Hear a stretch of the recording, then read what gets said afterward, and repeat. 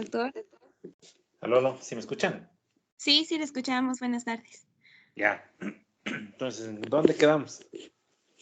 Ahora, Perdón, a ver, buenas tardes. ya, iniciamos la presentación. Sí, claro. Ya, doc.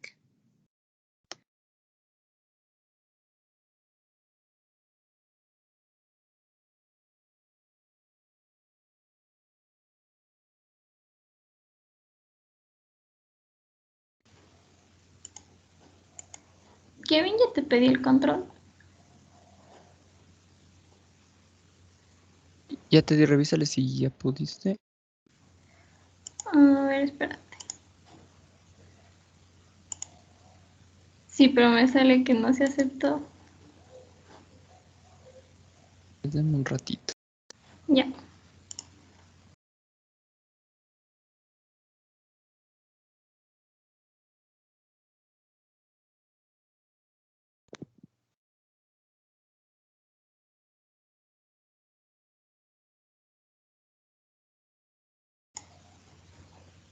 Ahí ya. Ya buenas tardes, doctor. Buenas tardes, compañeros. Yo y mi compañero Santiago les vamos a exponer acerca de la púrpura trombocitopénica trombótica y el síndrome hemolítico urémico. Pásale. Ya. La púrpura trombocitopénica trombótica y el síndrome urémico hemolítico van a ser dos enfermedades que son diferentes, pero tienen manifestaciones clínicas parecidas. Incluso anteriormente se creía que las dos tenían la misma etiología. Bueno, estas dos juntas se van a conocer como el síndrome microangiopático. Entonces, estas microangiopatías trombóticas son un grupo de entidades que se caracterizan por presentar una anemia hemolítica. También van a presentar trombocitopenia y también van a presentar afectación de órganos dependiendo del grado de la enfermedad. Entonces, bueno, como ya les mencioné, pertenecen a este síndrome, sin embargo, sus etiologías son diferentes, aunque la clínica sea similar. Pásale. Bueno, para hablar un poco de la epidemiología de las dos enfermedades juntas, estas microangiopatías, bueno, esto que ven aquí es un estudio que se realizó en Japón, teniendo en cuenta a 919 personas. Aquí se tomaron en cuenta las microangiopatías, tanto las primarias como las secundarias, pero las que nosotros les vamos a explicar son en sí las primarias. Entonces, aquí podemos ver que las primarias en sí, de los 919 personas, eran 455, es decir, el 49,5%. Entonces, yo específicamente les voy a hablar de la púrpura trombocitopénica trombónica. Ya. Entonces, esta la podemos dividir en adquirida y congénita, y como podemos ver, es más común la adquirida, que es del 30,9%, y la congénita, que es del 4,5%. Pásale. Y pásale. Ya, bueno, siguiendo hablando de la epidemiología de la púrpura trombocitopénica trombónica, tenemos que es más común que afecte a las mujeres, sobre todo a las mujeres jóvenes. Entonces, como ya les dije anteriormente, esta se va a dar dos. Una va a ser la autoinmune y la otra va a ser la congénita. Bueno, la epidemiología de la congénita, la incidencia nos dice que es de 1,74 casos por millón de habitantes. Y en cambio la autoinmune, que es un poco más frecuente, tenemos que en Estados Unidos se da de 4 a 6 casos nuevos por millón de habitantes y en el Reino Unido de 6 casos nuevos por millón de habitantes cada año. Pásale. Ya, bueno, en cuanto a la etiología y patogenia de esta enfermedad, bueno, primero ya les voy a explicar esta imagen. Como ya les expliqué, esta puede ser congénita o idiopática, es decir, la autoinmune. Ya, entonces si se fijan aquí, la enfermedad en sí se trata de esta, ¿cómo podría decirlo? De este factor, que es el ADAMTS13, que esto lo que va a hacer es que se va a encargar de cortar el factor de von Willebrand, que es cuando se genera, porque como recordarán está en el endotelio, y cuando se genera como un polímero, o sea, es demasiado grande. Entonces lo que hace esto normalmente es cortar estas hebras. Sin embargo, lo que sucede en esta enfermedad es que Si es que es la congénita, se ha producido una mutación en el ADAMTS13, entonces este no va a poder cumplir su trabajo. Entonces, como ven, el factor de von Willebrand, esta hebra va a ser demasiado larga. ¿Y qué va a ocasionar? Va a ocasionar que las plaquetas se peguen más a esto y entonces, bueno, más adelante les voy a explicar lo que se ocasiona aquí, pero solo para que tengan en cuenta que lo que está alterado en esta enfermedad es este factor, el ADAMTS13, y este puede ser o congénito, es decir, que hay una mutación, o puede ser idiopática, que es cuando hay anticuerpos que se generan en el ser humano y estos van a ir dirigidos contra esta molécula y la va a atacar, entonces no va a estar disponible para hacer su trabajo. Pásale. Ya, bueno, aquí solo es como para tener en cuenta lo que nosotros ya hemos visto normalmente, que después de una lesión endotelial va a quedar expuesto lo que ven de color morado, va a ser el factor de von Willebrand, que junto con el colágeno lo que van a hacer es que al quedar expuestos se van a unir a las plaquetas a través del receptor de la glucoproteína 1B, que es el que está de color rojo. Entonces, cuando este queda expuesto, ya se une a las plaquetas. Sin embargo, este factor de von Willebrand, como ya les expliqué anteriormente, al inicio va a ser demasiado grande. Dale un clic. Entonces aquí tenemos un esquema de qué es lo que pasa en la enfermedad. Entonces hacia arriba tenemos la parte normal, ¿ya? Entonces aquí estas como que tienen puntitos amarillos simularían el factor de von Willebrand. Esto que ven aquí de color rojito, estos triangulitos, sería lo que hace el ADAMTS13, que actúa como una tijera. Entonces los corta para que las plaquetas no se peguen de manera, o sea, de gran manera. Entonces, si ven en la parte de abajo qué es lo que sucede cuando no existe el factor ADAMTS13, lo que va a pasar es que es el factor de von Willebrand, estas hebras son demasiado grandes, entonces va a permitir que se acumulen y se acumulen plaquetas. Pásale, den un clic. Ya. Entonces, bueno, como yo ya les explicaba, existe una congénita, que es cuando hay una alteración en ADAMTS13 que no va a permitir que cumpla su trabajo. Es decir, la función va a ser menor, aquí me equivoqué, aquí el signo sería menor. La función va a ser menor al 5% de lo que normalmente actúa, y en la idiopática va a ser, en cambio, cuando hay anticuerpos, se generan anticuerpos, sobre todo IgG, y se ha demostrado que es sobre todo la IgG número 4, entonces esta lo que va a hacer es dirigirse contra el factor ADAMTS13 y no le va a dejar actuar de manera adecuada. Pásale. Ya, entonces en la clínica, ¿qué es lo que va a pasar? Si se fijan aquí en la parte de abajo, que es cuando está presente la patología, debido a que no está ADAMTS13 para cumplir su trabajo, entonces las plaquetas se van a adherir crónicamente, y esto va a producir que haya un consumo acelerado de plaquetas. Entonces, ¿esto cómo se va a manifestar? En un descenso de las plaquetas, y se va a producir trombocitopenia. Entonces, cuando haya diferentes lesiones que en verdad necesitan la presencia de las plaquetas, ya no van a estar, entonces se va a formar diferentes tipos de diátesis hemorrágica. Pásale. Ya, bueno, entonces, lo que les explicaba, ¿no? Esta adherencia va a empezar en el endotelio, entonces hay una lesión en el endotelio. El factor de von Willebrand queda expuesto, y como no está la molécula para que actúe como tijera y lo corta, entonces en el endotelio se van a producir trombos que al inicio van a estar aquí adheridos. Entonces, ¿qué es lo que pasa con la circulación? Los glóbulos rojos, cuando intentan pasar, obviamente el espacio está estrecho. Entonces, cuando las hematíes intentan pasar a presión por este vaso semiocluido, se rompen, causando así una anemia hemolítica intravascular. Y esto se va a ver en el microscopio, se van a observar como hematíes fragmentadas, y estas se conocen como quistocitos, que ya les hablaré de ellos más adelante. Entonces, esto es típico de un síndrome microangiopático. Entonces, como pueden ver aquí con las flechitas, se ven los glóbulos rojos destruidos. Pásale.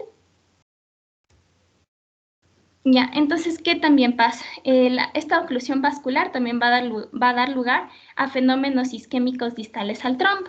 ¿Esto a qué me refiero? A que el trombo se encuentra aquí, pero ya al intentar pasar la sangre, este trombo se puede liberar, y aquí se va a producir una embolia, se va a producir una microembolia distal. Entonces, aquí solo les he puesto como ejemplo en la pierna, que ya el coágulo se supone que está pegado al endotelio, sin embargo, cuando se produce una embolia y se libera este coágulo, a pesar de que la afectación era inicialmente aquí, la microembolia va a ser distal, entonces se puede producir una isquemia a un nivel más distal. Entonces, esto se conoce como un fenómeno, ¿ya? Porque primero va a haber una trombosis, la que estaba en el endotelio, luego se forma una embolia, que es cuando del trombo se desprende, luego se repermeabiliza el vaso sanguíneo y más adelante, cuando llega un vaso sanguíneo por el que otra vez no puede pasar, se vuelve a formar una nueva trombosis. Entonces, este fenómeno es característico de esta patología. Pásale.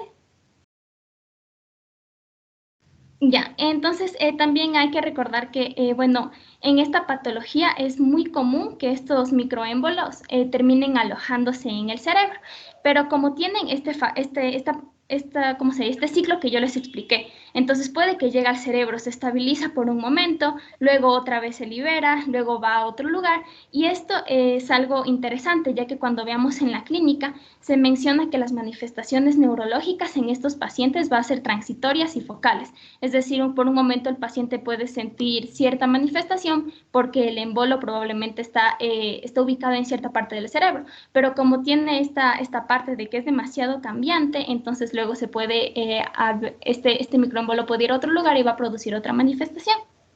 Pásale. Ya, algo antes de pasar a las manifestaciones clínicas que hay que tener muy en cuenta es que esta enfermedad, si es que no es tratada rápidamente, el 90% de los pacientes con esta enfermedad fallecen. Ya, pasan. Ya, bueno, entonces en las manifestaciones clínicas de esta patología tenemos que los signos, los síntomas y los hallazgos de laboratorio clásicamente se describen en una pentada. Entonces van a consistir en 5 aspectos, en una trombocitopenia, en una anemia hemolítica, también el paciente puede presentar fiebre, síntomas neurológicos y una disfunción renal. Pero aquí cabe destacar que en la actualidad esta pentada se ve raramente, o sea, ya casi ni se la ve, ya que últimamente ya se instaura el tratamiento con plasmaféresis, ya les voy a explicar de qué se trata, antes de que ocurra toda esta pentada. Entonces, por lo general, actualmente, si es que ya se trata el paciente, lo que normalmente se puede llegar a ver es la trombocitopenia y la anemia hemolítica. Pásale. Ya, entonces, bueno, las manifestaciones clínicas y analíticas de esta enfermedad se explican fácilmente desde la fisiopatología de la misma enfermedad. Entonces, van a ser de 3 tipos. Entonces, tenemos las manifestaciones clínicas que se van a dar por la trombocitopenia, es decir, por el descenso de las plaquetas, que como ya les había dicho, este descenso se va a dar porque estas plaquetas están, ¿cómo se dice? Ya fueron utilizadas inútilmente. Ya las otras manifestaciones que se pueden dar son las que se dan por hemólisis, por fragmentación mecánica de las hematías, que como ya les había dicho, esto se da porque cuando se forman los trombos y se fluyen los vasos sanguíneos y los glóbulos rojos intentan pasar por aquí, lo que va a hacer es que se van a destruir.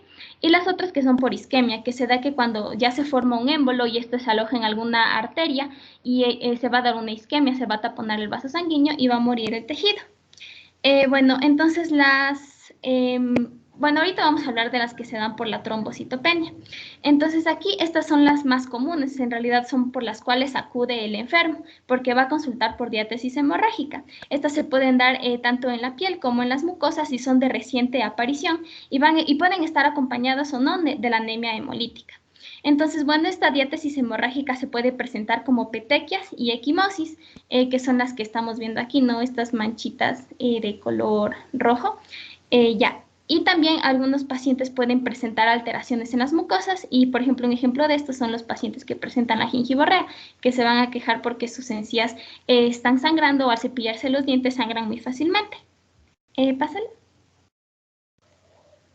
Ya, en cambio aquí tenemos los diferentes signos que se pueden producir por la hemólisis, por esta fragmentación que se va a dar de los glóbulos rojos. Entonces, entre ellos tenemos que esta patología se va a acompañar de hemoglobinemia, es decir, se va a encontrar la hemoglobina que está por lo general dentro del glóbulo rojo, esto al destruirse va a ser liberada y va a estar presente en sangre, y otro signo que va a ser la hemoglobinuria, es decir, la presencia de hemoglobina en la orina. Ya, pásale. Ya, explicado, en la isquemia, en esta patología se van a producir los émbolos y estos van a migrar a cualquier parte del cuerpo humano. Sin embargo, en esta patología es muy frecuente que se dirijan hacia el cerebro y es por esto que se van a presentar diferentes manifestaciones neurológicas, las cuales se van a deber a la isquemia que se produce aquí. Entonces, el enfermo lo que por lo general describe es lo que se conoce como diplopía, que es cuando las personas ven doble. También lo que es disartria, es decir, que el paciente no se puede dar a entender en su cerebro si tiene bien formadas las palabras, pero cuando las intenta expresar, no dice lo que él pretendía decir, entonces las personas intentan escucharlo y no lo entienden. Ya, lo que también pueden presentar es parestesia, es decir, la debilidad de una extremidad. Y bueno, el pronóstico puede incluso llegar a ser peor cuando el paciente presenta coma o está en un estado de estupor, es decir, que está como dormido, pero lo puedes despertar con un estímulo muy grande. Entonces, cuando ya se encuentra en este estado, ya es como un pronóstico muy malo para la enfermedad, porque lo que nos estaría diciendo es que ya hay una parte isquémica en el cerebro, un área muy grande que presenta isquemia. ¿Pásale?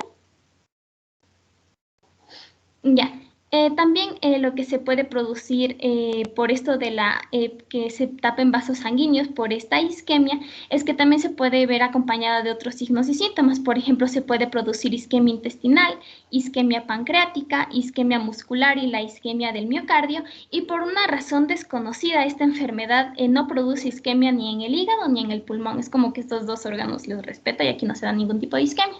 Pásale. Ya. Bueno, en el diagnóstico obviamente se va a dar con la clínica porque lo que el paciente va a llegar es, como ya les comenté, con estas petequias, con estas manchitas color rojo y también por una anemia. Entonces, bueno, en el estudio de laboratorio lo que vamos a encontrar es que las plaquetas van a estar disminuidas, van a ser menores a 20 por 10 a la 9 por litro. También la hemoglobina va a estar disminuida, los reticulocitos, que como recordarán, los reticulocitos son los glóbulos rojos que todavía se están desarrollando. Estos van a estar aumentados, entonces esto va a ser porque los glóbulos rojos que ya están maduros están siendo destruidos por esta anemia hemolítica, entonces el cuerpo, para compensar, va a empezar a producir en mayor cantidad de reticulocitos. Va a estar aumentada obviamente la bilirrubina indirecta y también al hacer la prueba de la lactato deshidrogenasa, esta va a estar elevada, lo que nos indica que hay algún tipo de daño o hay alguna enfermedad en algún tejido del cuerpo, porque como vimos, esta patología puede producir isquemia en varios segmentos del cuerpo. Y la prueba de COMS va a ser negativa. Bueno, una parte característica del diagnóstico es el frotis de sangre periférica. Aquí vamos a poder observar los equistocitos, que era lo que yo les había hablado, ¿no? Se conocen como equistocitos a los glóbulos rojos que van a estar fragmentados, van a estar destruidos, lo que sucedió al querer pasar por estos vasos sanguíneos que estaban estrechos por los trombos formados. Ya, y por último, tenemos la prueba para evaluar la actividad de la ADAM-TS13. Entonces aquí no solo se va a evaluar esto, sino también los niveles de anticuerpos, o sea, los anticuerpos que existen contra ADAM-TS13. Bueno, esto se hace porque ¿se acuerdan que les había explicado que esta enfermedad puede ser congénita o puede ser adquirida? Entonces, cuando nosotros encontremos que el paciente presenta una actividad baja de ADAM-TS13, por ejemplo, menor al 10%, o incluso en algunos laboratorios le ponen menor al 5%, pero aún así presenta anticuerpos contra esta, estaríamos hablando de esta patología, pero en su versión adquirida, que es en realidad la más común. Pero si hacemos esta misma prueba y encontramos que la actividad de esta molécula está disminuida, pero no encontramos ningún tipo de anticuerpo, va a ser la versión congénita. Y bueno, esto sí es importante en el tratamiento porque, pásale. Bueno, porque nosotros en el tratamiento lo que se hace es la plasmaféresis.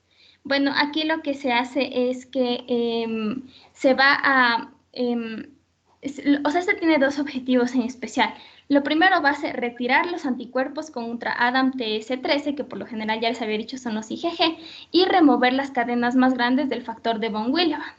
Pero esto tiene un problema. O sea, aquí la diferencia es que en los pacientes que tienen la enfermedad adquirida, sí va a tener estos dos objetivos el tratamiento, quitar los anticuerpos y también estas cadenas grandes, pero en los pacientes que solo tienen la congénita, no hay necesidad de quitar ningún tipo de anticuerpos porque no existen, simplemente hay una mutación. Entonces a estos pacientes se les debe hacer un tipo de estudio genético para ver de qué tipo de mutación se trata y confirmar el diagnóstico.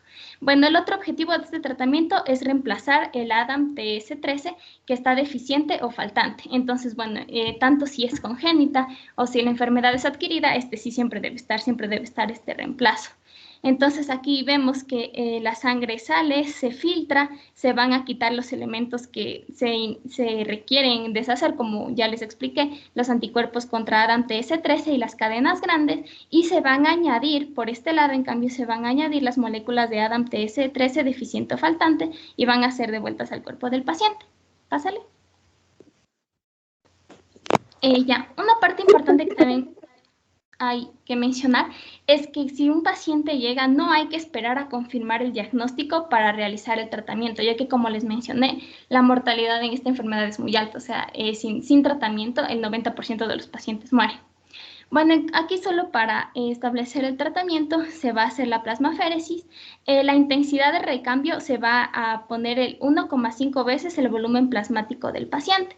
La frecuencia es diaria y sin interrupciones y por lo general va a ser de 3 a 4 días. Esto se va a hacer hasta que las plaquetas superen 100 por 109 por litro y el tratamiento también se puede hacer puede ser complementario. Se pueden aplicar corticosteroides y también este fármaco que se llama rituximab, que bueno, pero estas dos cosas son para disminuir el sistema inmune, entonces solo se va a hacer en la enfermedad, pero en su versión adquirida, es decir, en la versión en la que existen anticuerpos. Si es que es la versión congénita, no es necesario hacer esto, ya que no tendría sentido. Ya, pásale.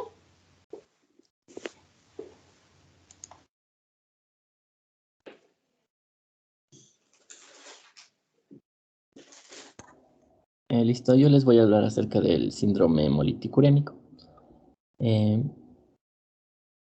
Ya, el síndrome hemolítico urémico es uno de los procesos patológicos que pertenece a las microangiopatías trombóticas, como ya se ha mencionado.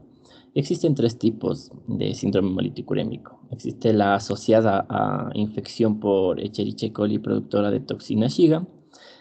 También el síndrome hemolítico urémico atípico, el cual está asociado con mutaciones de la cadena del complemento. Y el síndrome hemolítico con una enfermedad coexistente, ¿no? Una enfermedad, por ejemplo, el cáncer, infecciones, embarazo, ciertos fármacos citotóxicos también se van a asociar con la manifestación de esta enfermedad. Ya. Perdón. Ya, bueno, yo... ¿le vas a pasar? Ya. Bueno, yo les voy a comentar rápidamente de la epidemiología del síndrome urémico hemolítico. Bueno, nos mencionaba que había ciertas zonas endémicas como Argentina, África y el oeste de Estados Unidos, asimismo en Europa, países como Holanda, que era más probable que se presente en las estaciones de primavera y verano y que se presenta más en lactantes y niños menores a 5 años. Y de igual forma que la anterior patología tiene mayor incidencia en el sexo femenino.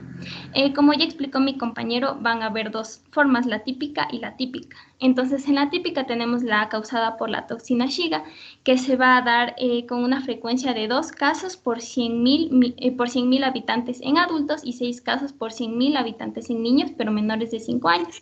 Y en la forma atípica es un poco menos común, entonces tenemos que en Estados Unidos se da de 1 a 2 casos por millón de habitantes y en Europa 0,11 casos por millón de habitantes. Pásale. Listo. Ahora les voy a hablar acerca de la fisiopatología, ¿no? Del síndrome hemolítico urémico causada por la toxina Shiga.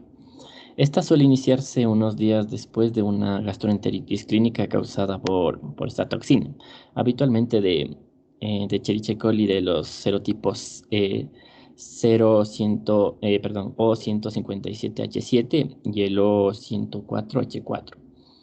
Bueno, la toxina Shiga es fundamental para causar el daño en las células endoteliales, es lo que aparentemente inicia, ¿no?, el proceso de la enfermedad. Bueno, esta es una descripción simplificada del tráfico intracelular de la toxina Shiga y los mecanismos citotóxicos. Ya, vamos a verlos a detalle. Bueno, la toxina Shiga consiste en una subunidad A, que la podemos observar de color amarillo. Esta es monomérica y es enzimáticamente activa, unida no covalentemente a la subunidad B. Esta es pentamérica. La subunidad B se va a unir, ¿no?, a la glucoesfingolípido globotriacilceramida, o también conocida como GB3, que es esta de acá, presente en las balsas lipídicas de la superficie de células diana. Bueno, la toxina Shiga se une al receptor y se internaliza en un proceso de endocitosis. Y bueno, la toxina Shiga se activa, ¿no?, mediante la escisión de la subunidad A en dos fragmentos. Aquí tenemos el fragmento A1 y el fragmento A2. Esto producida por la proteasa furina. La proteasa furina es esta media luna de color azul que la podemos observar acá. Ya. Bueno, los enlaces disulfuro mantienen los dos fragmentos juntos en el endosoma. La toxina Shiga pues va a evitar el traslado, ¿no?, la vía lisosomal, y se dirige hacia el retículo endoplasmático, conocido como transporte retrógrado, donde se reduce esta unión disulfuro se reduce y los dos fragmentos se separan. Entonces el fragmento A1 pues escinde, ¿no?, un residuo de la adenina de la ARN 28S de la subunidad ribosómica 60S, inhibiendo así la síntesis de proteínas y desencadenando respuesta de estrés ribosómico y también en el endoplasma. Bueno, además de su efecto ribotóxico, la toxina Shiga activa múltiples vías de señalización de estrés y apoptóticas y es responsable de la producción de citocinas inflamatorias por parte de las células diana. Listo. Una vez que se libera en el torrente sanguíneo, la toxina Shiga pues alcanza órganos diana y se une al receptor GB3. El GB3 era esto, recuérdenlo. Ya. Se une a este receptor en las células endoteliales microvasculares. El daño al lecho vascular se puede clasificar en términos generales como citotoxicidad directa al endotelio, alteración de la vía hemostática, también liberación mejorada de quimiosinas y alteración de la vía del complemento. Ya, en cuanto a las células endoteliales, la toxina Shiga pues induce una profunda remodelación del repertorio de expresión génica de las células endoteliales. Esto en lugar de provocar la muerte celular. Claro, siempre y cuando pues, las células vasculares estén sujetas a concentraciones subletales de la toxina Shiga. En la vía hemostática, el efecto neto es que las células endoteliales pues, adoptan un fenotipo protrombogénico al expresar niveles aumentados de factor tisular, liberando niveles aumentados también de factor de von Willebrand y activando plaquetas a través de estos receptores, ¿no? La CXR4, CXR7 y la vía de la SRF1. En cuanto a las quimiosinas, bueno, además la toxina Shiga estimula la expresión de moléculas de adhesión y quimiosinas inflamatorias, potenciando así la citotoxicidad de esta toxina y promoviendo así, ¿no?, la adhesión de los leucocitos a las células endoteliales. Listo. En cuanto al complemento, finalmente la toxina Shiga provoca la formación de microvesículas recubiertas de C3 y de C9, derivados de plaquetas y glóbulos rojos. Se cree que esta fracción, es decir, la fracción del complemento C3A, pues activa la trombosis microvascular, pues al movilizar la P-selectina en la superficie de las células endoteliales. Bueno, como resultado de los cambios mediados por la toxina Shiga en el fenotipo endotelial, dan como resultado pues, un entorno protrombogénico, demostrado por las concentraciones plasmáticas medias pues, más altas, ¿no?, de fragmentos como la protrombina, activador del plasminógeno tisular, y el dímero D. Ya, ahora veamos la fisiopatología del síndrome hemolítico urémico atípico. El síndrome hemolítico urémico atípico se debe o se asocia a defectos genéticos en la regulación de la activación del complemento en las células del huésped. Bueno, veamos cómo se da normalmente, ¿no?, la activación de esta vía del complemento. El complemento se activa a través de 3 vías: la vía clásica, la vía de la lectina y la vía alternativa.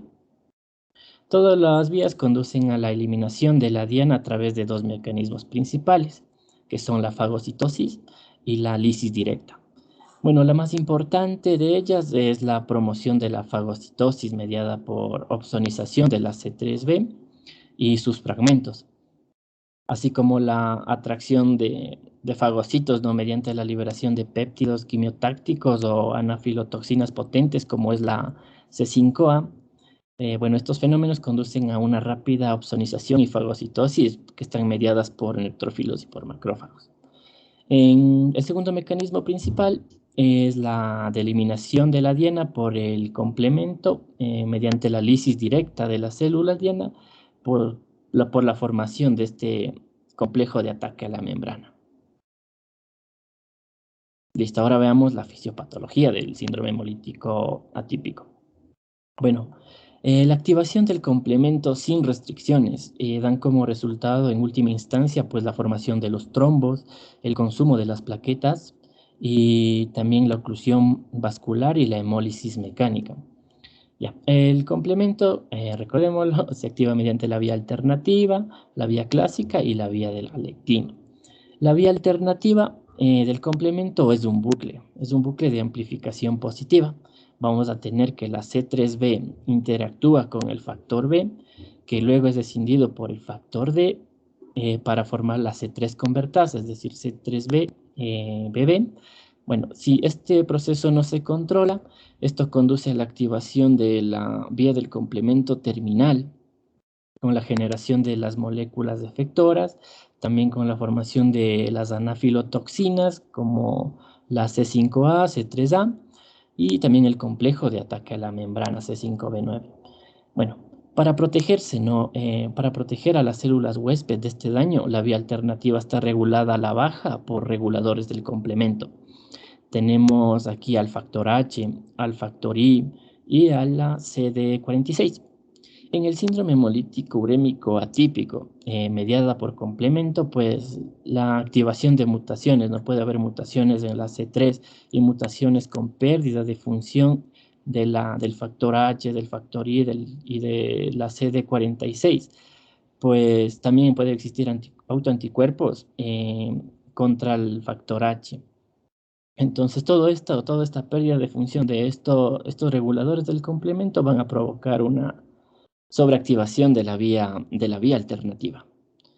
Bueno, ¿esto a qué conduce? Pues a la activación de las células inmunitarias, a la activación de las plaquetas y al daño e hinchazón de las células endoteliales, con la consiguiente formación de trombos, el consumo de las plaquetas y también pues la lisis mecánica, ¿no?, de estos eritrocitos, ya que como le explicó mi compañera, estos eritrocitos deben pasar por espacios demasiado reducidos, producto de la lesión vascular y de los microtrombos formados. Entonces estos tienden a romperse o tienden a alisarse.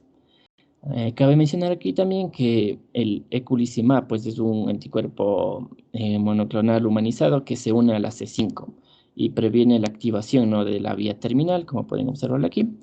Y con esto inhibe la generación de moléculas efectoras causantes de esta patología. Y de esto ya hablaremos en la parte del tratamiento. Bueno, aquí pueden observar una tabla básicamente de la frecuencia, ¿no?, de las mutaciones más comunes identificadas en pacientes con síndrome hemolítico urémico atípico. En primer lugar tenemos al factor H, luego el CD46 y el factor I. Todos estos eran los que regulaban, ¿no?, la vía alternativa. Entonces, mutaciones en esta, ¿qué provocan? Provocan la pérdida de regulación del complemento. También pueden existir mutaciones en la C3 con ganancia de la activación del complemento, como también con el factor B, también con la ganancia de activación del complemento. También pueden existir mutaciones en la trombomodulina, también autoanticuerpos antifactor H y el diacilglicerol quinasa, que básicamente aumentan nuestro estado protrombótico. Ya.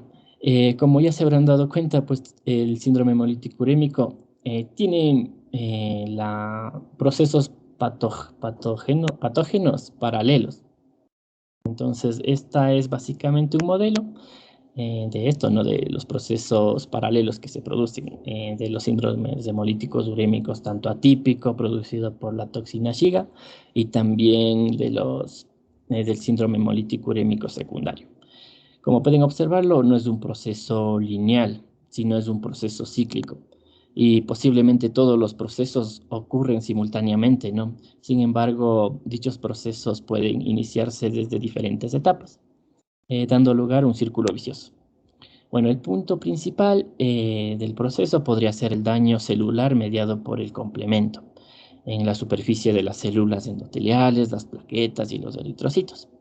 ¿Y esto a qué conduce? Conduce a la liberación de la C5A, una anafilotoxina, como ya fue explicado, y a la formación del complejo de ataque a la membrana. Pues estos van a afectar a las células endoteliales, a las plaquetas y a los eritrocitos. ¿Qué va a provocar en las células endoteliales? Esto conduce a una mayor actividad del factor tisular en el endotelio.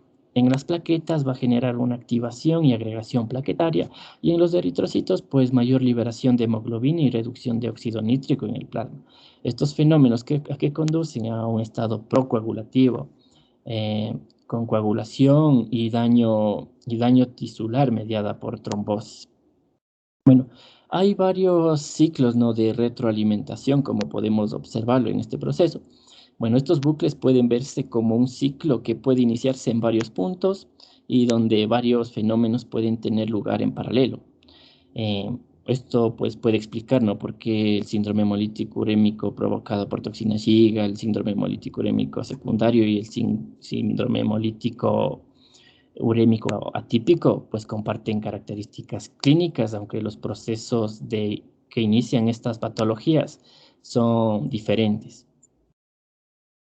Ya, ahora les hablaré acerca de las manifestaciones clínicas, iniciando con la manifestación clínica del síndrome hemolítico urémico causada por la toxina Shiga. Bueno, el síntoma inicial va a ser una diarrea generalmente sanguinolenta que aparece a los 3 días del contacto, como podemos observarlo aquí, a los 3 días de contacto aproximadamente, acompañado de fiebre, dolor abdominal y vómitos. La duración de la diarrea es variable y depende del subtipo de E. coli causante, ¿no?, siendo 7 días para el serotipo O157H7 y un periodo más prolongado para el serotipo O104H4. Bueno, el síndrome hemolítico urémico suele desarrollarse después de los 5 a 13 días del inicio de la diarrea. Puede asociarse con elevación de la frecuencia de daño renal agudo y también hipertensión, pero solo el 5 al 15% van a desarrollar un síndrome hemolítico urémico. Bueno, la presencia de fiebre, ¿no?, y un recuento leucocitario elevado son factores de riesgo para el desarrollo de una microangiopatía trombótica. Bueno, en relación a la afección renal, el 30 y el 40% de los pacientes van a requerir de la terapia renal sustitutiva durante una media de 10 días. Los factores de riesgo para el desarrollo de una insuficiencia renal crónica son la presencia de hipertensión arterial en el debut de la enfermedad, también la duración de la oligoanuria y el tiempo de hospitalización de nuestro paciente. En cuanto a las afecciones neurológicas, pues es una complicación aguda más grave, ¿no?, del síndrome hemolítico urémico asociado a la toxina Shiga, ya que por un lado puede ser causa de fallecimiento del paciente y por otro puede dejar secuelas neurológicas muy importantes. Y esto ocurre en el 20 al 25% de los casos. Las manifestaciones neurológicas pueden ser variables y van desde letargo, cefalea, alteraciones visuales, convulsiones, apnea central, hemiparesias y ceguera cortical o coma. ¿Ya? Estas manifestaciones, ¿a qué se deben?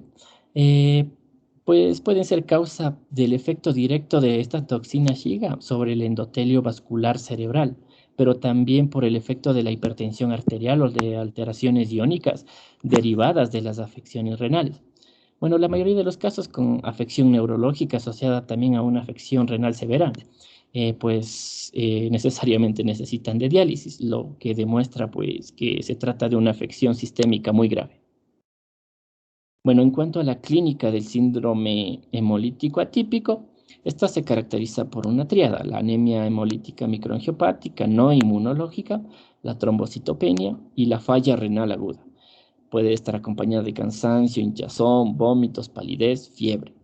En el síndrome hemolítico urémico atípico también se puede observar la presencia de diarrea, ¿no? Pero esta no es a causa de la toxina Shiga, sino esta diarrea puede ser una forma de presentación de una isquemia mesentérica secundaria a trombosis de las arterias mesentéricas.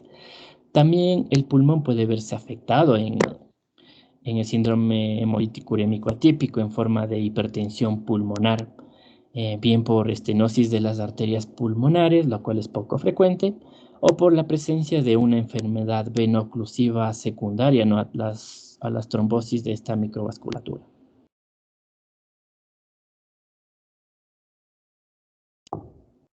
Ya, aquí tenemos las pruebas de laboratorio que podemos solicitar. Estas irán dirigidas, no por un lado, a establecer el diagnóstico de una microangiopatía trombótica y por otro, pues a buscar la causa.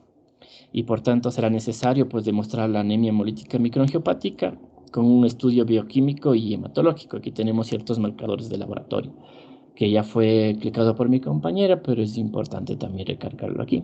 Tenemos a la lactato deshidrogenasa, que suele estar elevado por encima de los límites superiores de lo normal para la edad, una proteinuria con un coeficiente proteína-creatinina superior a los 2 microgramos sobre microgramo.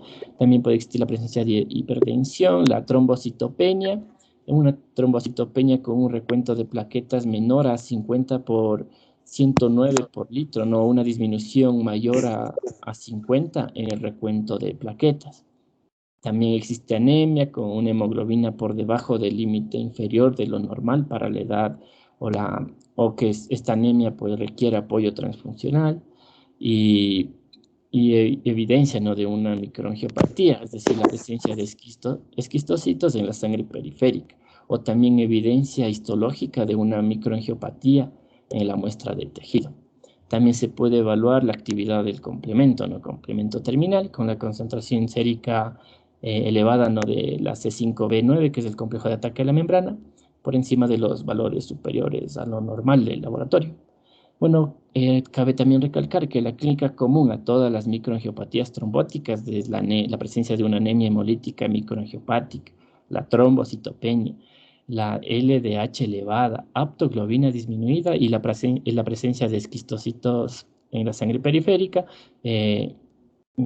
Bueno, así se ven los esquistocitos, ya sé que mi compañera también los mostró, pero son hemoglobinas, ¿no?, lisadas, rotas, porque han pasado por un espacio demasiado reducido por la lesión endotelial y por los microtrombos que se han formado.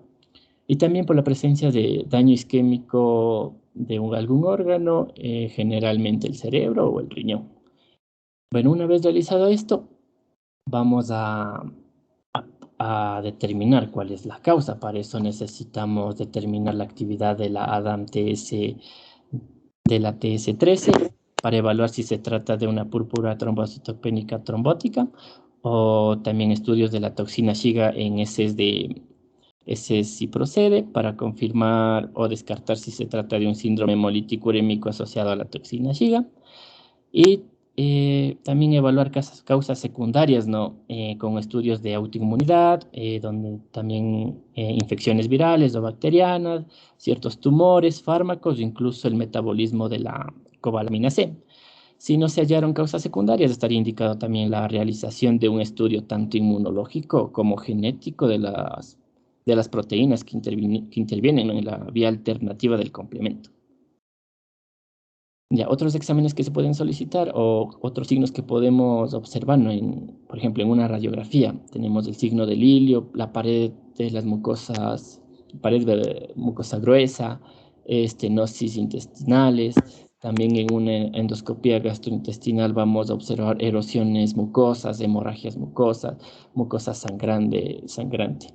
También signos histológicos en la biopsia, tenemos las hemorragias de las mucosas, pérdida de glándulas, esquistocitos intraluminales, la fibrina intraluminal, los microtrombos intraluminales, la inflamación de las células endoteliales y la separación de las células endoteliales y también la denudación total de la mucosa. Con respecto al tratamiento, primero hablaremos del tratamiento que se puede aplicar en un síndrome hemolítico urémico provocada por la toxina Shiga. Bueno, el único tratamiento claramente demostrado en este síndrome hemolítico es el tratamiento de soporte intensivo, que está basado en fluidoterapia, es decir, la rehidratación agresiva con fluidos isotónicos durante la fase de diarrea en los primeros 4 días de inicio. Esto para atenuar el desarrollo de falla renal. También puede existir la terapia renal sustitutiva cuando es necesaria, la administración de hemoderivados concentrados de Matías cuando hay anemia grave, o la administración de las plaquetas. Aunque la administración de las plaquetas no es aconsejable, ¿no? Dado que puede empeorar la formación de microtrombos. Bueno, esto se reserva a situaciones de sangrado importante o previo a una intervención quirúrgica. Con respecto a la antibioterapia para tratar la infección por E. coli, continúa sin quedar definido si es beneficioso o no, ya que se cree que el uso de un antibiótico pues, podría alisar a la bacteria y producir una liberación brusca y masiva de esta toxina Shiga. Que está contenida dentro de estas bacterias, ¿no? Y desencadenar de este modo, pues, un síndrome hemolítico urémico. Por ello, varios autores no recomiendan el uso de antibiótico terapia en infecciones por E. coli productoras de toxina Shiga. Esto cuando se presenta de forma individual. Claro, obviamente cuando se trata de formas epidémicas con el fin de recortar la progresión de la epidemia, la antibioterapia sí estaría justificada en ese aspecto. Por último, el eculizumab. Esta solo se utiliza en aquellos niños con síndrome hemolítico urémico asociado a toxina Shiga que presentan manifestaciones neurológicas, ya que en esto se ha visto la remisión, ¿no?, de estos síntomas. Por último, el tratamiento del síndrome hemolítico urémico atípico. Bueno, la supervivencia renal y del paciente con síndrome hemolítico urémico atípico ha cambiado drásticamente desde el uso de la eculizumab.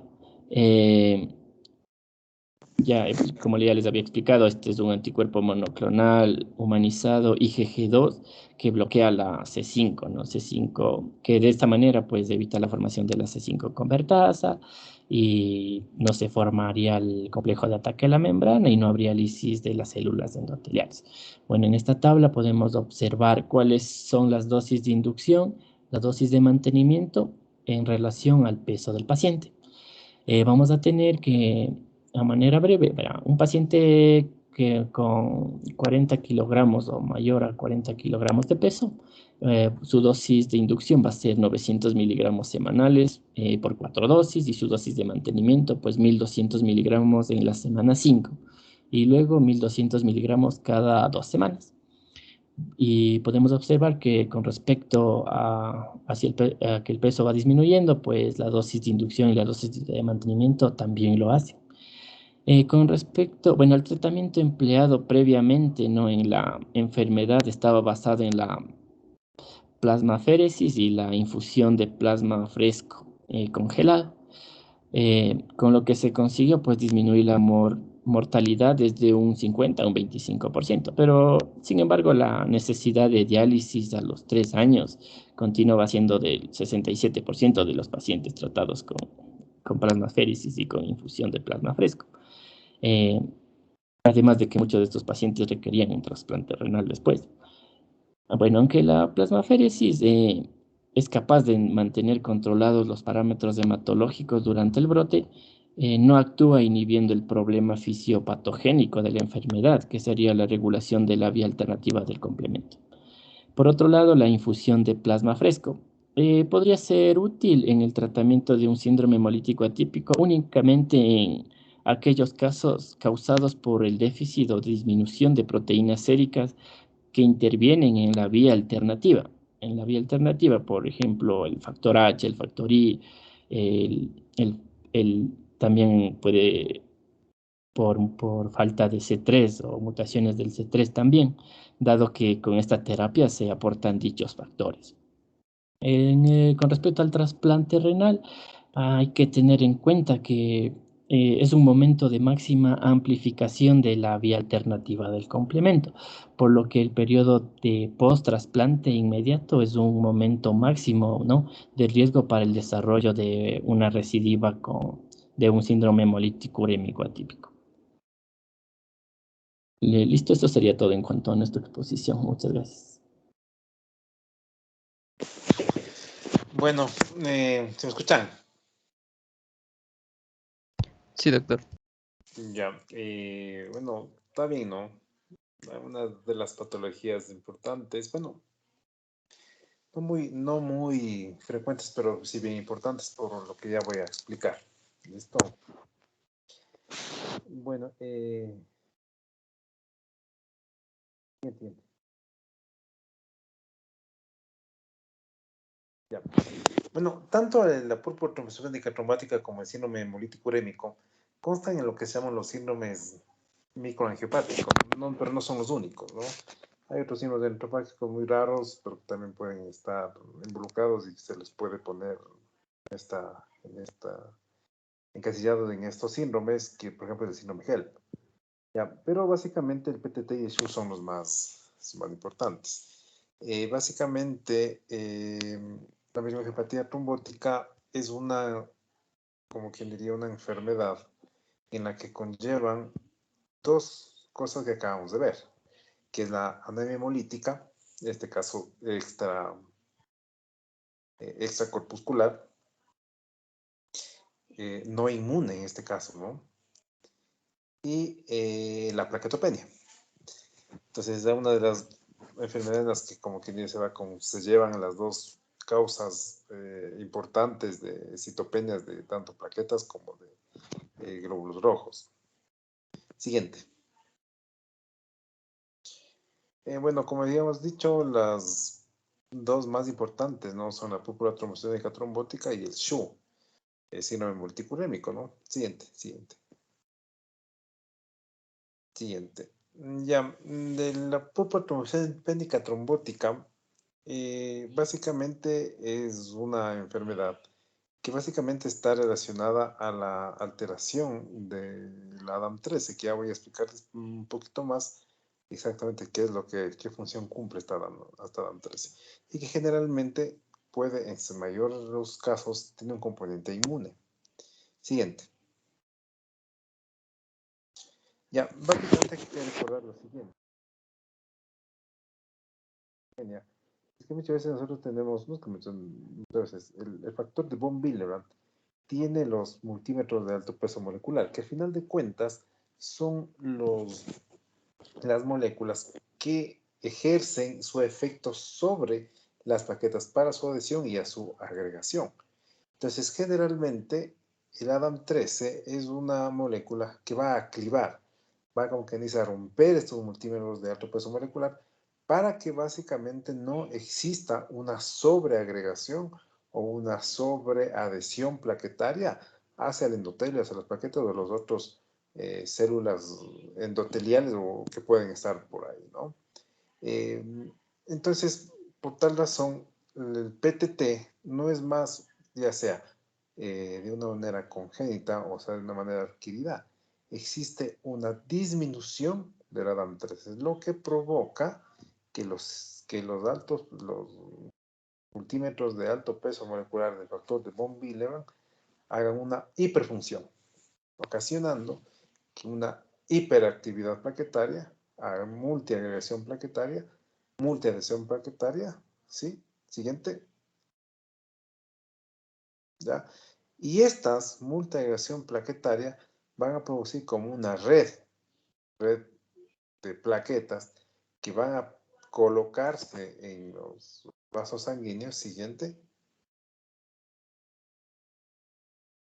Siguiente.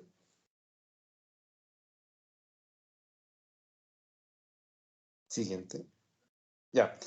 Y estas multiredes, como ven aquí en esta posición, van a hacer que los glóbulos rojos no puedan cruzar como deberían cruzar los vasos sanguíneos y tienden a romperse. Espérenme un ratito, por favor.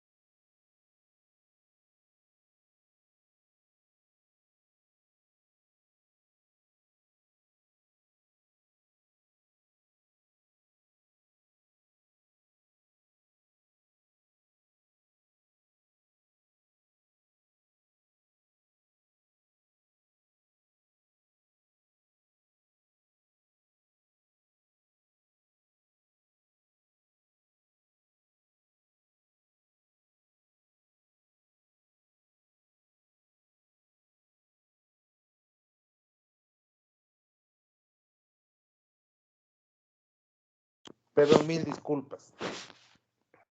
Sabrán entender. Pero bueno, entonces, como les decía, eso ocasiona dos formas. Acuérdense que nosotros habíamos comentado que las plaquetas, básicamente, habían tres formas para que disminuyan. O disminuyen por falta de producción, o disminuyen por destrucción, o disminuyen por consumo o secuestro. ¿Ya? Entonces, las plaquetas en este momento son como secuestradas y consumidas porque se forman estas áreas, ¿no? Y por eso tenemos la plaquetopenia. Y los glóbulos rojos generalmente se destruyen por tratar de cruzar esas redes de fibrina, rompiéndose, produciendo la anemia hemolítica. Por tal razón, en esta circunstancia, esa anemia hemolítica va a ser de características extracorpusculares, pero no inmunes. Y para establecer como microangiopatía trombótica, Esta es la razón por la cual se evidencia o se mira la formación de los esquistocitos.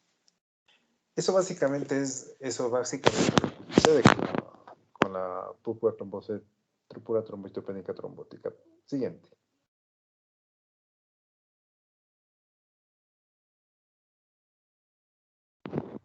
Ya, siguiente.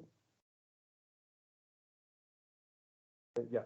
Entonces, importante esa situación, ¿no? Básicamente, la clínica hay que tomar en cuenta lo siguiente, que las microangiopatías trombóticas básicamente tienen trombocitopenia, anemia hemolítica microangiopática, puede cursar con fiebre, y aquí es donde básicamente se diferencia en el síndrome hemolítico urémico de la PTT, que básicamente la púrpura trombocitopénica trombótica predomina en los síntomas neurológicos, es decir, las alteraciones del estado de conciencia, predominan a veces convulsiones, bueno, otras a veces pueden, dependiendo de ciertas, puede haber inclusive signos de focalidad.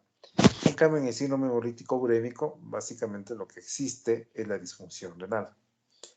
No con esto quiero decir que un paciente con PTT no pueda tener disfunción renal, que sí puede tenerlo, pero y tampoco quiero decir que un paciente con síndrome hemolítico urémico no pueda cursar con alteraciones neurológicas.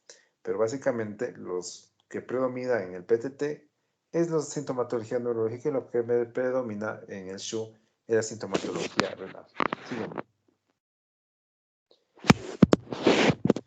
Bueno, es trombocitopenia, claro, obviamente por todo esto pueden producir isquemia.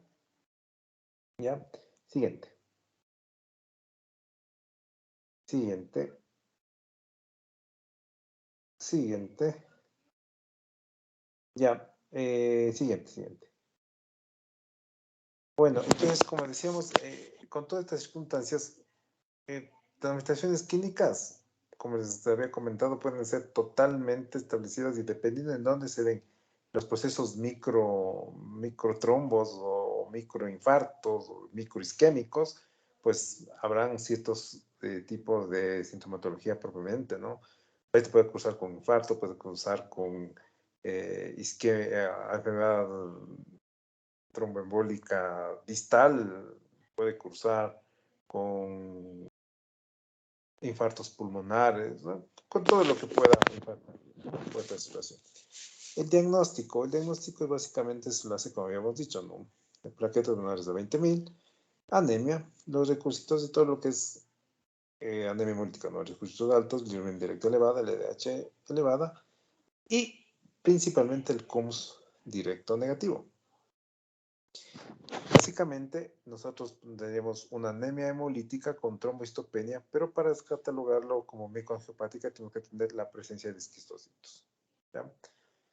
Es difícil hacer la dosificación de ADAM13, eso no se hace acá y digamos, es poco práctico porque una dosificación de ADAM13 te puede llevar semanas. El paciente, como la compañera dijo, si el paciente no se trata, el 90% de los pacientes mueren, ¿sí?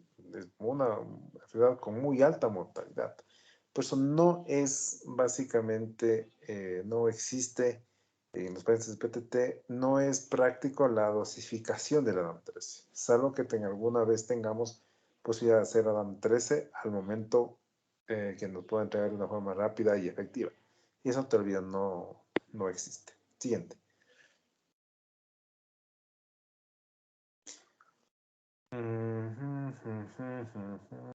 A ver, un ratito atrás.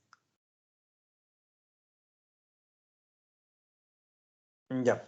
Entonces, verán, básicamente, ¿por qué es importante? ¿Por qué pongo énfasis en la perseverancia? Pongo énfasis en esta patología que es muy infrecuente, pero como es importante. Porque muchas veces lo que nosotros hacemos antes de iniciar con el tratamiento es que cuando nosotros no podemos estipular o no sabemos o no pensamos en este tipo de enfermedades, se cometen el error más grande que por tal razón lleva más grande a la muerte, que es la transfusión plaquetaria en este tipo de pacientes. Si ustedes se pueden dar cuenta, el proceso netamente, o sea, el proceso mayúsculo de esta fisiopatología es la actividad plaquetaria. Entonces, yo no puedo o no debería, paciente, transfundir plaquetas si antes no he descartado este tipo de enfermedad. Porque es como echar gasolina al fuego. El problema radica en las plaquetas, una alta actividad plaquetaria y yo estoy poniendo plaquetas. ¿Ya? Si estamos claros, entendidos. Por eso la importancia de este tipo de descarte de esta presión. Por eso si alguna vez alguien ha leído el protocolo que tiene el Ministerio de Salud Pública con respecto a transfusiones, cuando miran el acápite de transfusión plaquetaria, siempre ponen previa autorización del hematólogo. ¿Ya? Eso dice, no sé qué tan práctico es, porque no en todo lugar que se hace medicina transfusional existe un hematólogo. Por eso los médicos, y todo médico tiene que saber esto, principalmente los obstetras, los infectólogos, los terapistas, todos cirujanos, generalmente tienen que tener este tipo de cuestión, porque lo primero que hacen es, ve, el paciente está sangrando o tiene evidencia de sangrado, está con plaquetas bajas, pásale plaquetas. Si es que tiene una PTT, básicamente podemos estar ahondando el problema, ¿ya? Y los pacientes fallecen al momento de que están transfundiendo plaquetas, o se está transfundiendo plaquetas. Listo. Entonces, ahora sí, con esta preámbulo siguiente, vamos al tratamiento. Entonces, sí, el tratamiento básicamente, ¿qué será? Quitar el inhibidor del ADAM13, ¿no es cierto? Es decir, dependerá si es que el ADAM13 es producido por, como que es congénito, es decir, no hay una producción normal de ADAM13, pues lo que tenemos que es reponer ADAM13. Si en cambio el proceso es inmune, es decir, una presencia de un anticuerpo anti-ADAM13, pues lo que tengo que evitar es básicamente el anticuerpo contra el ADAM13. ¿Con qué lo hago? Con la plasmaféresis, es decir, quito el plasma del paciente, ya sea que tiene deficiencia de ADAM13 congénita o en su defecto también quito el anticuerpo presente en el plasma contra ADAM13 y pongo un plasma teóricamente normal, ¿ya? Para que ahí el ADAM13 pueda hacer su función. Obviamente, en el adquirido inmune, el plasmaféresis será mucho más eficaz que en la congénita. ¿Listo? Siguiente. Ya, entonces básicamente, como dice aquí está muy bien, ¿no? Fluido de reposición en plasma fresco congelado, aunque también puede ser refrigerado. La intensidad básicamente es de, dice 1.0 veces del volumen plasmático estimado, que generalmente dice más de 40 ml por kilogramos día. Básicamente es mucho, no sé por qué le sacaba tanto, pero básicamente de 15 a 20 ml por kilogramo es la... Ahí ya sé por qué dice día. Ya. Bueno, quedemos en que es 15 por kilogramo, 15 ml, de 15 a 20 ml por kilogramo, pero básicamente pueden ser realizados 2 o 3 veces al día.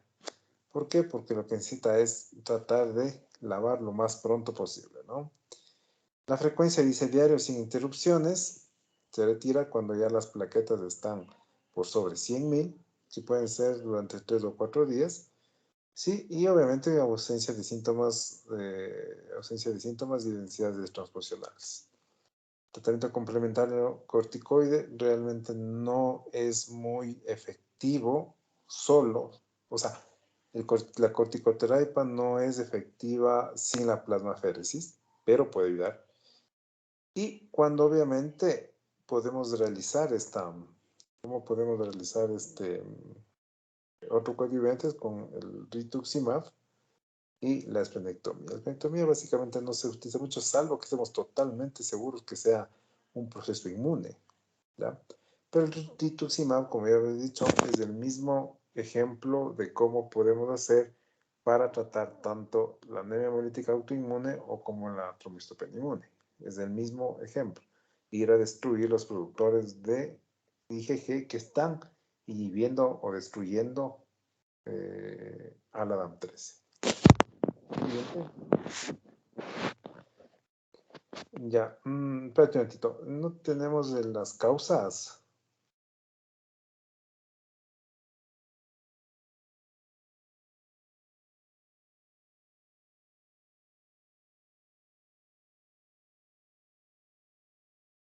Atrás, para atrás.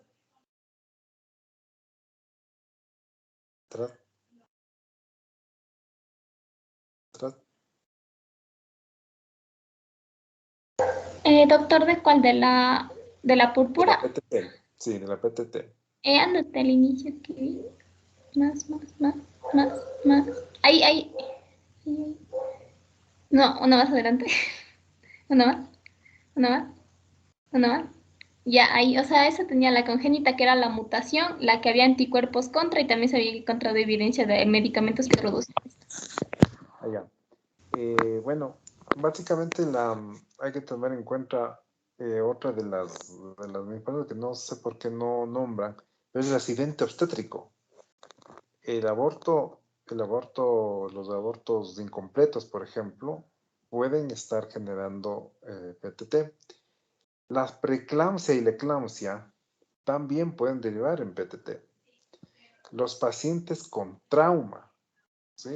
El paciente con trauma severo, también puede derivar con PTT y obviamente la sepsis puede derivar en PTT.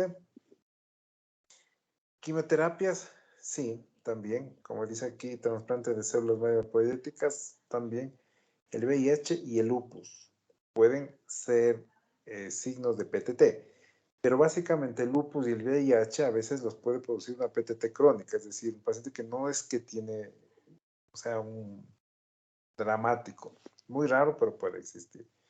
Pero básicamente... Pero en el caso de estas cosas como quimioterapia, trasplante de células, o sea, ¿tienen un efecto sobre ADAM13, que es la base de la enfermedad? Claro.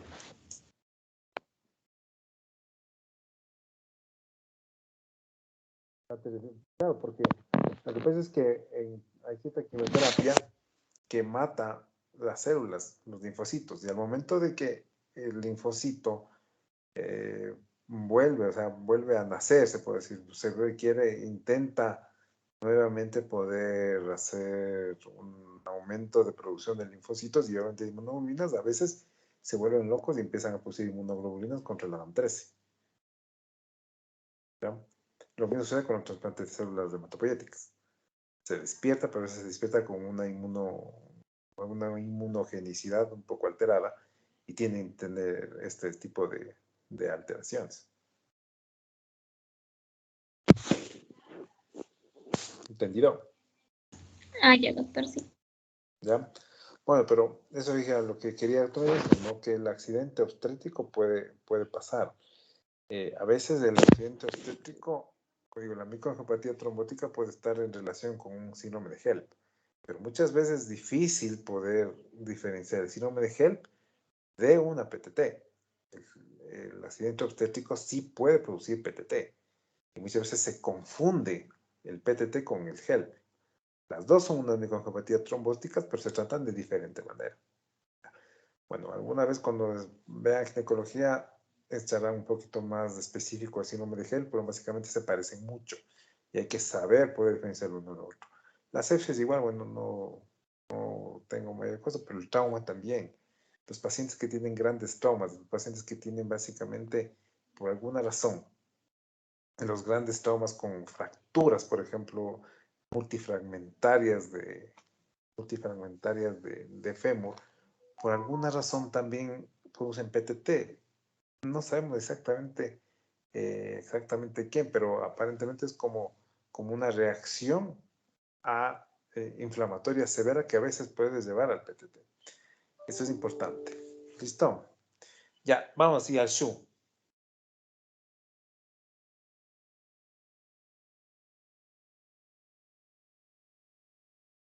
Ya, entonces, en el SHU, en cambio, hay que tomar en cuenta que básicamente también es una microangiopatía trombótica, es decir, puede estar presente una plaquetopenia, una anemia hemolítica, un CUMS directo negativo y presencia de esquistocitos. Pero, básicamente, aquí no entra el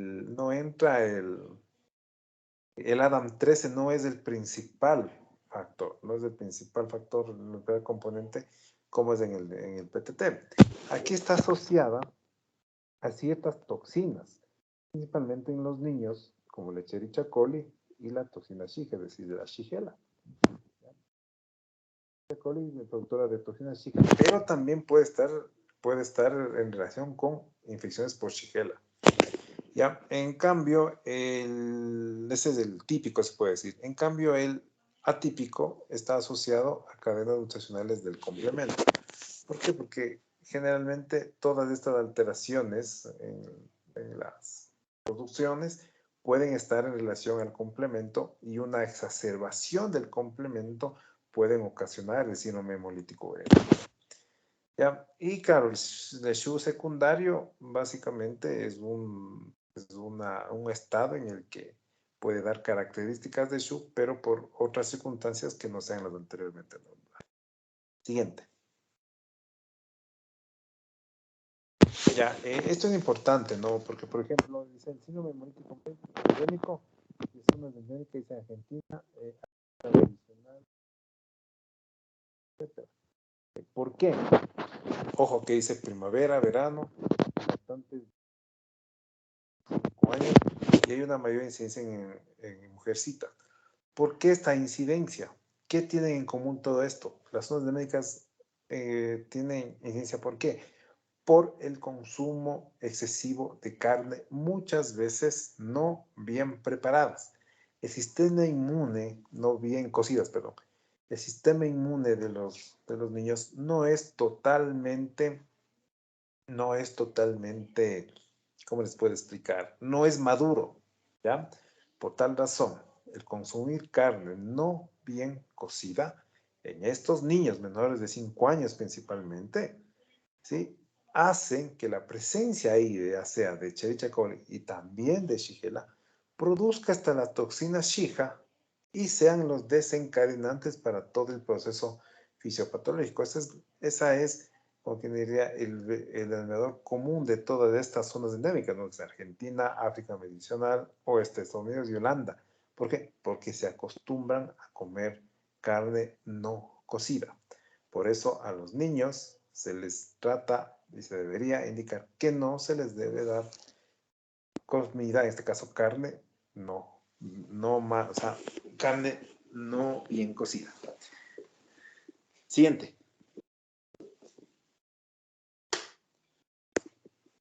Pero un ratito.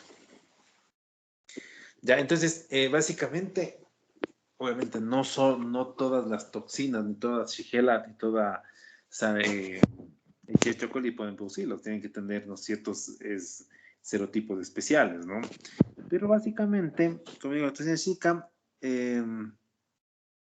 lo que está haciendo es, como dice, produce todas estas alteraciones en la celularidad y activan los componentes, los factores, como que dice, de adhesión, las moléculas de adhesión que tienen principalmente el endotelio, y de esta forma atraen a las plaquetas.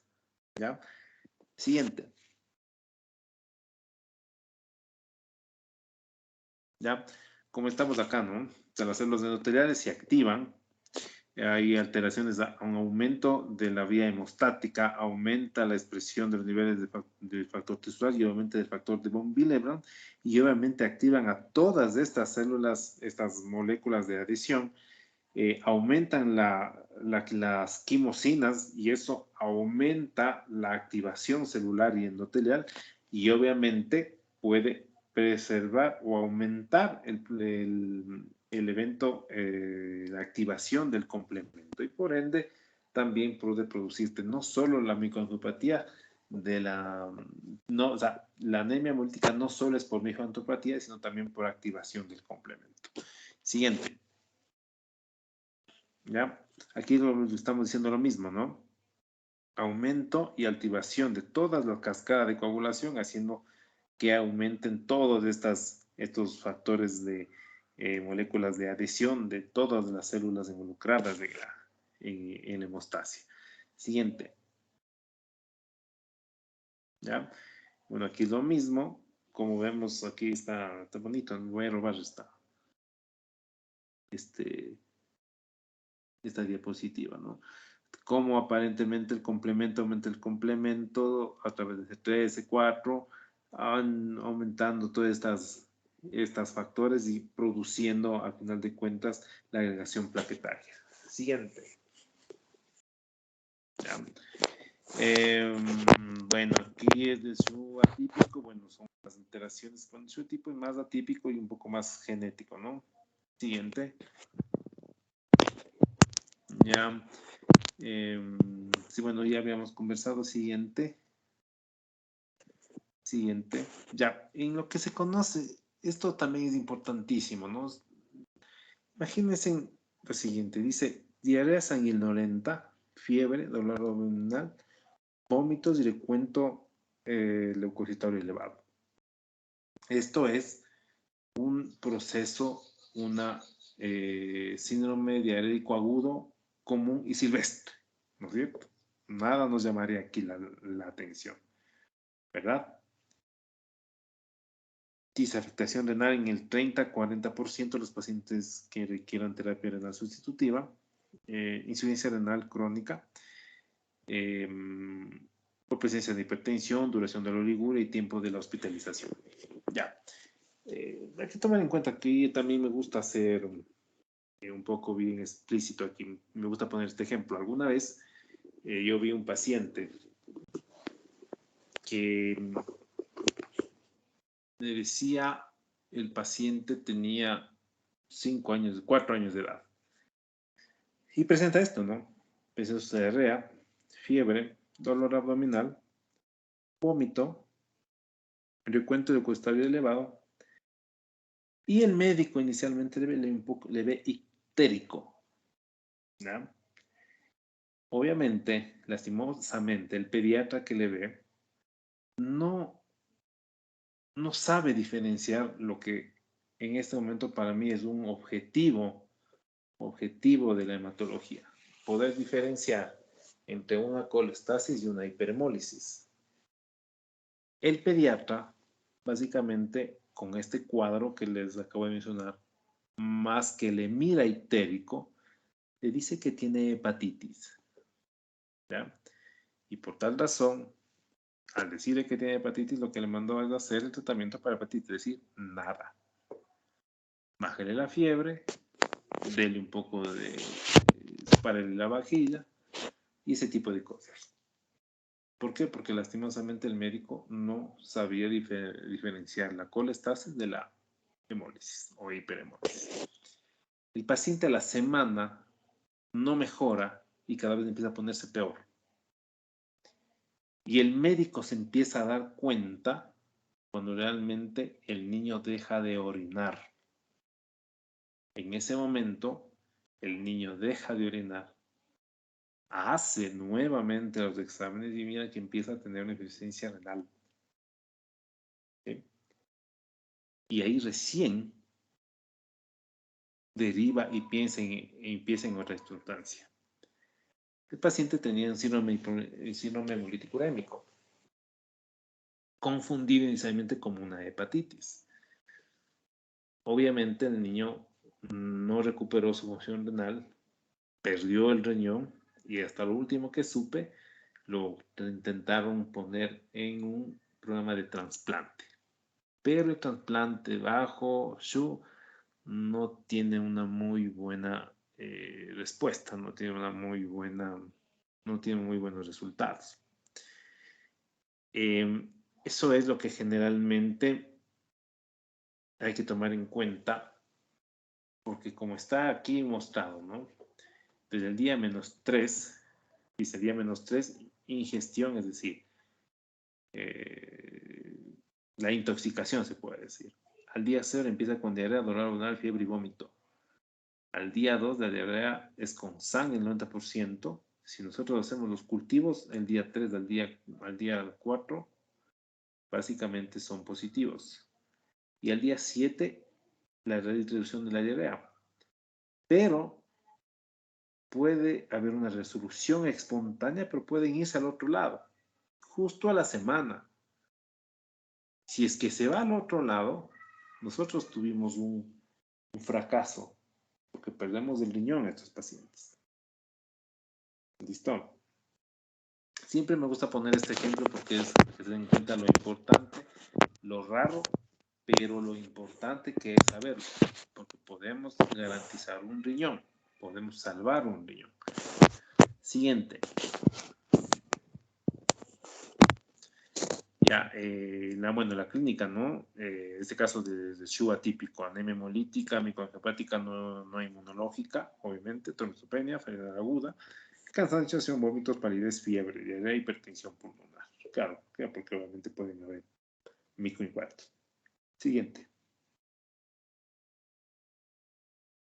Ya, bueno, las pruebas de laboratorio son las mismas, solo que en este caso hay que tener un poquito más, pensar en el síndrome nefrítico y síndrome nefrótico que puede haber en estos pacientes, ¿no? Por eso la hipertensión en estos pacientes es importante y la proteinuria también pueden tener de estos pacientes. Pero además, todo igual que el PTT. Siguiente. Los esquistocitos que ya habíamos hablado con eso, ¿no? Siguiente. Dice, otros exámenes, signos radiológicos. Bueno, yo creo que sí. Endoscópicos, me parece que es muchos signos histológicos de biopsia.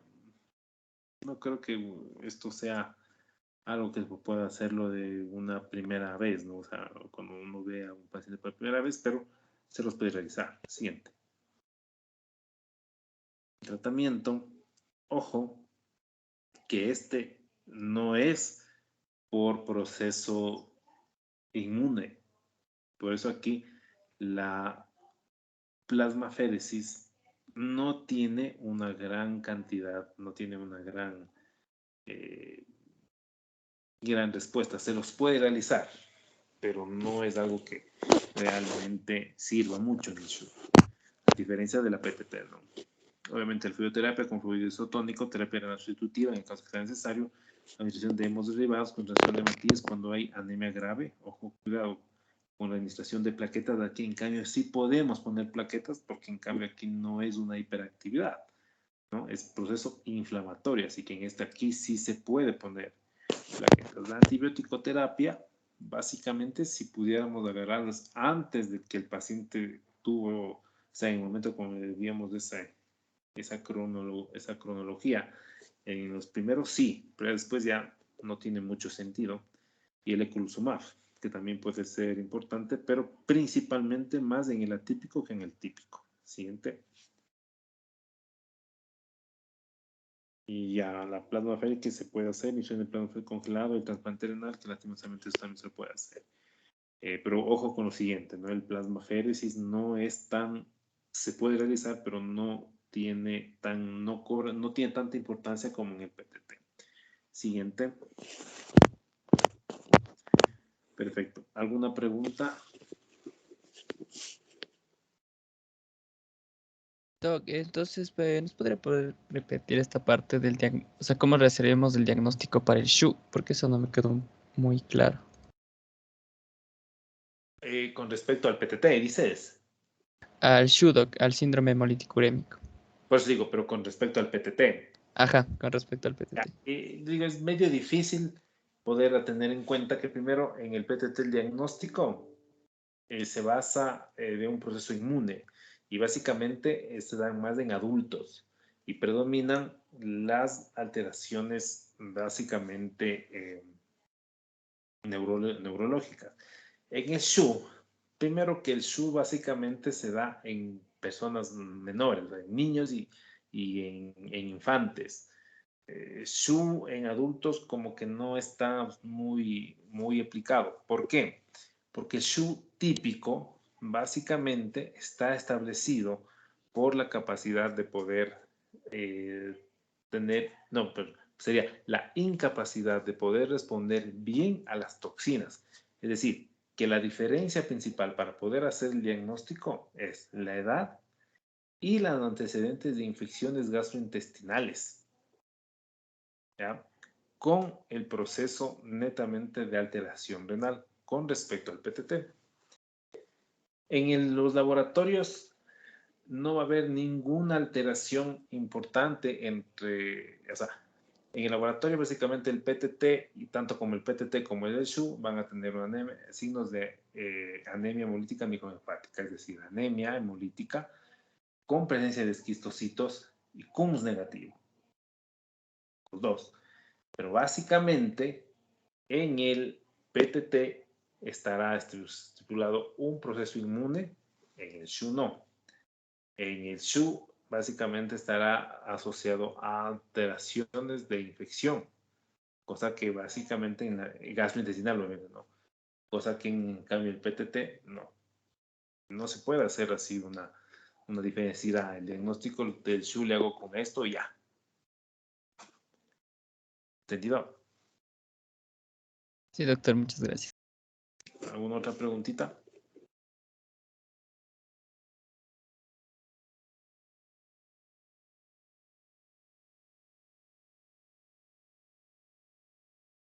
Pues está claro. No, en este caso, el SHU no se presenta con esas petequias que se veían en el PTT. No, sí, se puede presentarse, el SHU se puede presentar con petequias.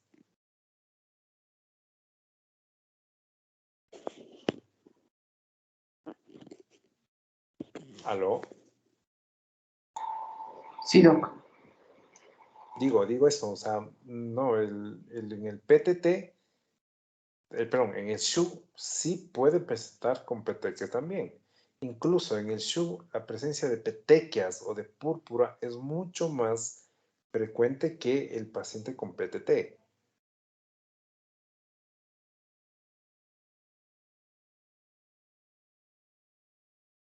Doc, y en este caso, cuando es atípica, o sea, no me quedó muy bien claro por qué se daría por esta vía del complemento. O sea, no le entendí muy bien. Pero lo que pasa es que la actividad del complemento aquí se da porque el paciente en el SHU básicamente lo que produce es un aumento o una disregulación, ¿ya? En este caso, inmune. La IgM productora, que como que diría la IgM inmunogénica, que aparentemente va contra la toxina Shija, como son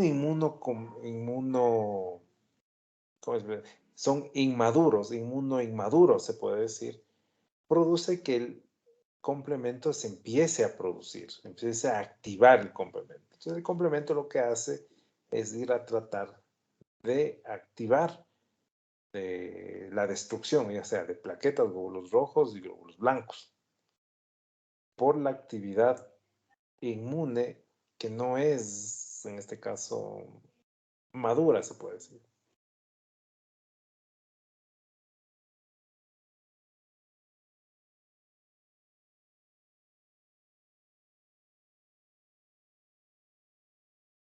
¿Aló? Sí, doctor, ya lo entendí, gracias. Ya. ¿Nada más?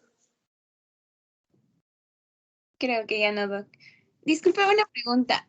Para la próxima semana, ¿qué temas irían? No tengo nada más de motivo. Entonces le escribo para que me diga.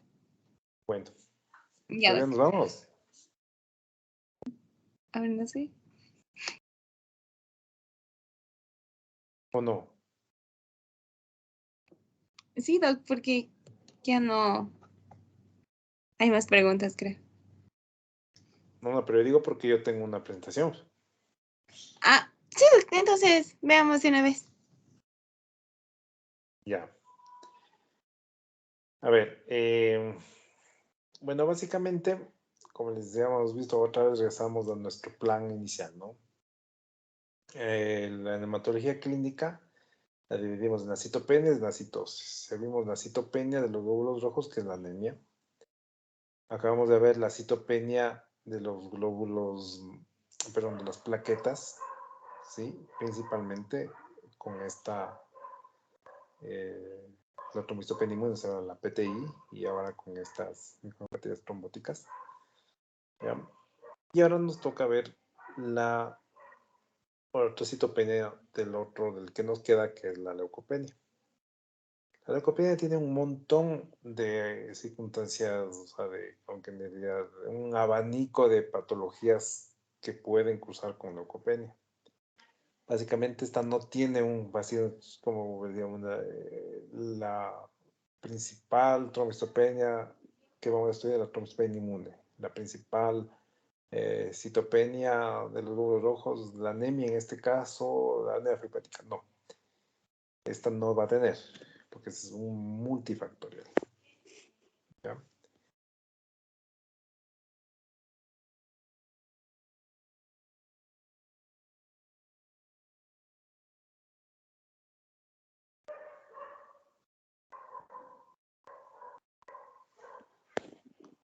Ya, si ven,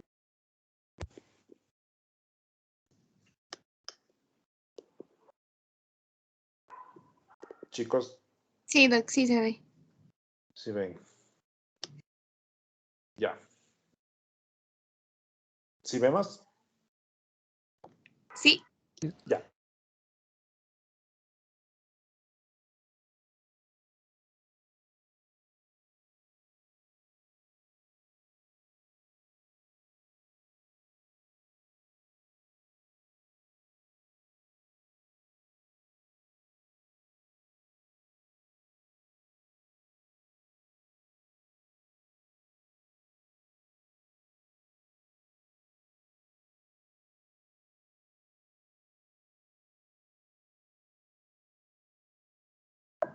Doc, disculpe una pregunta. No sé si está hablando porque no se le escucha nada.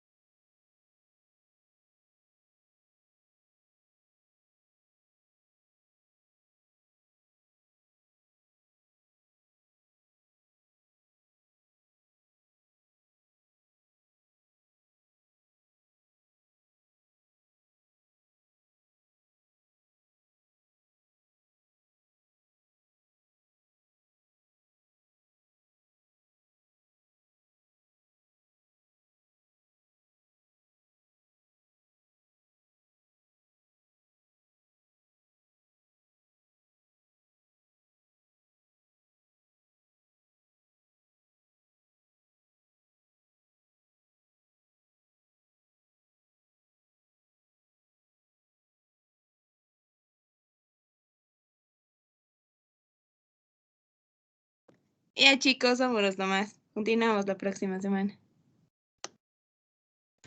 Chao. Gracias.